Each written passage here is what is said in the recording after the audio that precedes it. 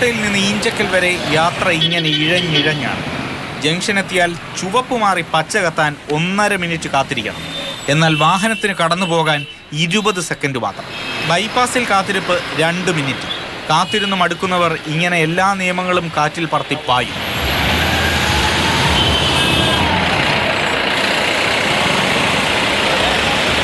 ഇതിനിടയ്ക്ക് അത്യാവശ്യമായി ഒരു ആംബുലൻസ് ഈ റോഡിൽ എത്തിക്കഴിഞ്ഞാൽ അതിൻ്റെ കാര്യവും വലിയ പ്രതിസന്ധിയിലാവും, ബുദ്ധിമുട്ടിലാകും. ഇതുപോലെ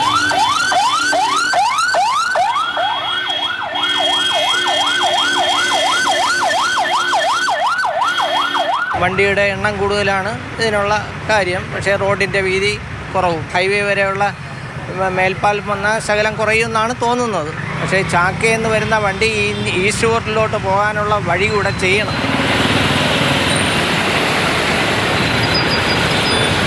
എങ്ങനെയെങ്കിലും ഒരു വിധത്തിൽ ഇഞ്ചക്കൽ ജംഗ്ഷനിൽ നിന്ന് രക്ഷപ്പെടാമെന്ന് വിചാരിച്ചാൽ തിരുവല്ലത്തെത്തുമ്പോൾ പണി കിട്ടും.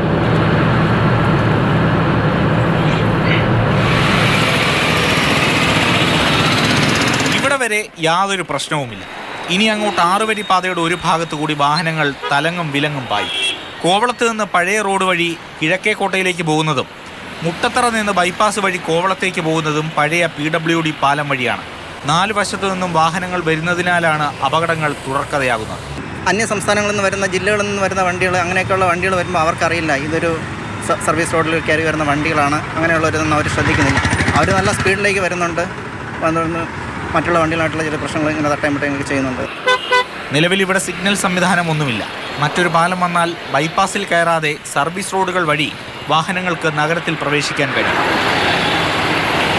തിരുവല്ലത്ത് ഈ 6-ന് കുറുകെ ഒരു പാലം വന്നാൽ ഇവിടുത്തെ പ്രശ്നത്തിന് ഒരു പരിധിവരെയെങ്കിലും പരിഹാരമുണ്ടാക്കാം.